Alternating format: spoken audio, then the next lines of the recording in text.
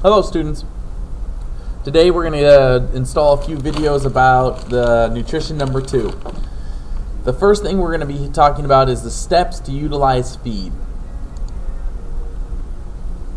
When we feed Cheetos to our cattle or piggies or chickens or whatever we're feeding Cheetos to, what we're trying to get to them is nutrients. With that Cheeto, mastication is the first step, where we chew up items. We got to be able to grind it down.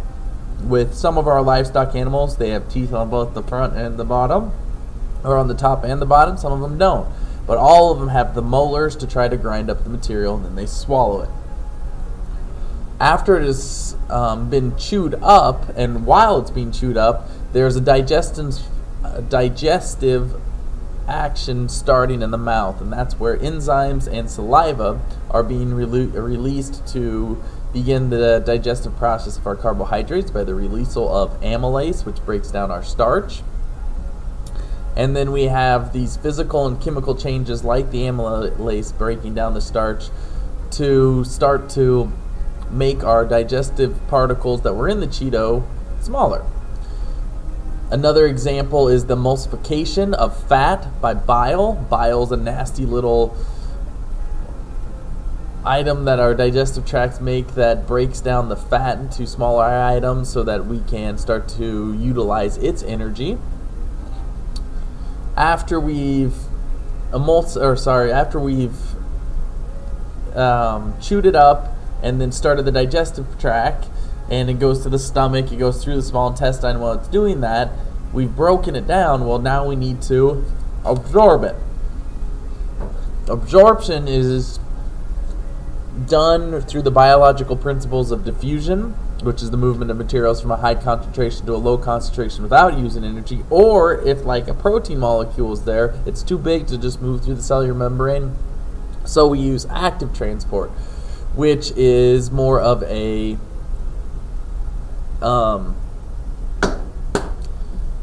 use of energy. So we have to break the membrane open and stick this in there. The examples that we give you there is these monosaccharides, which would be glucose, amino acids, glycerol, fatty acids, and all the different fats, which are triglycerides, or monos or dis and or tris, are absorbed through the wall of the small intestine into the blood. Once it's absorbed, we then move to the next step, which is taking that little Cheetos nutrients and moving it through our blood. Our blood then takes it to whatever needs it. For instance, as my pinky toe is moving right now, as you can see, we are using up energy to move that pinky toe. That pinky toe then is demanding glucose so that it can do cellular respiration, so that it can move. Or my other pinky toe, I stubbed on the table and it's bleeding, and it needs to do protein synthesis to make new skin cells to bind up its brokenness or cut. These same things happen in our livestock, from us wanting them to grow muscle so that they can be turned into meat, or from us wanting them to produce more milk in their udders to feed their offspring, or feed their baby calves and baby lammies and little piglets. This then takes us to capacities of food, and specifically the ruminant digestive tract. 25% of the food will be stored in the rumen at birth of a sheep or cattle, and then 5% in the rumen area, 10% of it's in the omasum. The big point here is that the majority of it's in the abdomasum. The abdomasum is the true stomach area, so the majority of everything is in this abdomasum. At 4 months of age, you can really see that everything's starting to change, and this rumen is starting to get larger. And then lastly, once it's mature, 80% of our nutrients are held in our rumen, and 5, 7, and 8 are held in the abdomasum. So those chewing or that mastification that's occurring is dumping all the food into the rumen at maturity, and during that time is what we're going to start to look at of what's happening. So in cattle, it's a little funky in that 80% of their food isn't in the stomach for storage and breaking down. It's going to start in that rumen. And what the cattle is doing is it's eating the Cheeto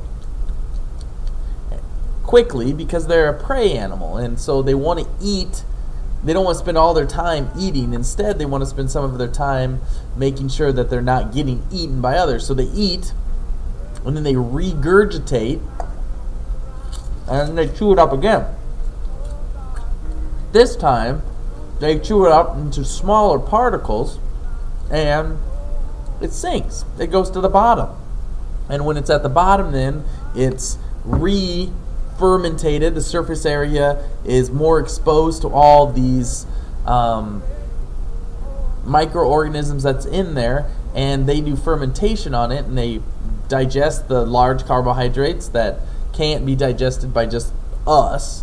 And so these little bacteria and protozoas are breaking them down, and they're also starting to discombobulate the amino acids and the protein structures, and putting back together some of those nitrogen sources that were broken apart, and then they make all of the little vitamin Bs.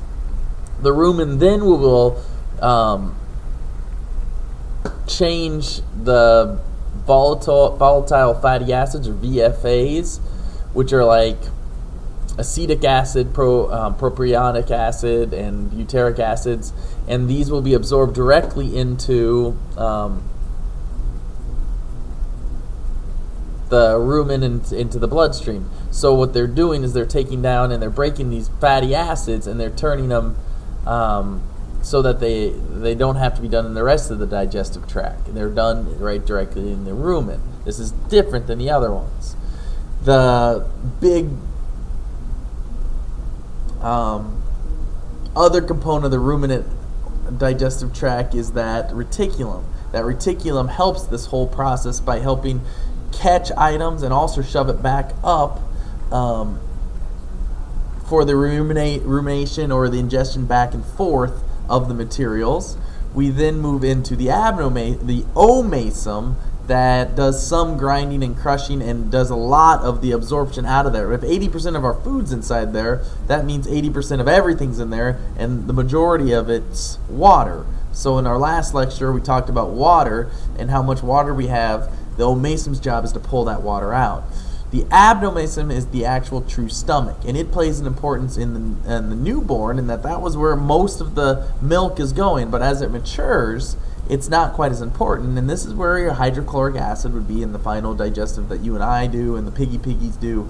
But this abdomasum isn't as important as the rumen, per se, in the mature animals as it is in our new animals.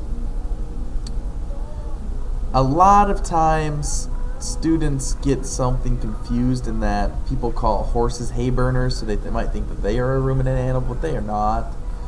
They do have something cool in that they have a cecum, which will have at maturity about 19% of their food storage into there. So they go through what we're going to talk about with the monogastric digestive tract, and inside that cecum, they're going to have some of our fermentation, same sort of things that are kind of happening in the rumen, but it's just not to the scale that our ruminant animals can do. And so the horses, though called hay burners, the hay burners is actually referring to the fact that they aren't as efficient as what our cattle are in breaking down nutrients. That's a good stopping point to start us off. This would be the first part of this lecture, and this first part was trying to get across the ruminant digestive tract and then also the mechanisms that start off digestion.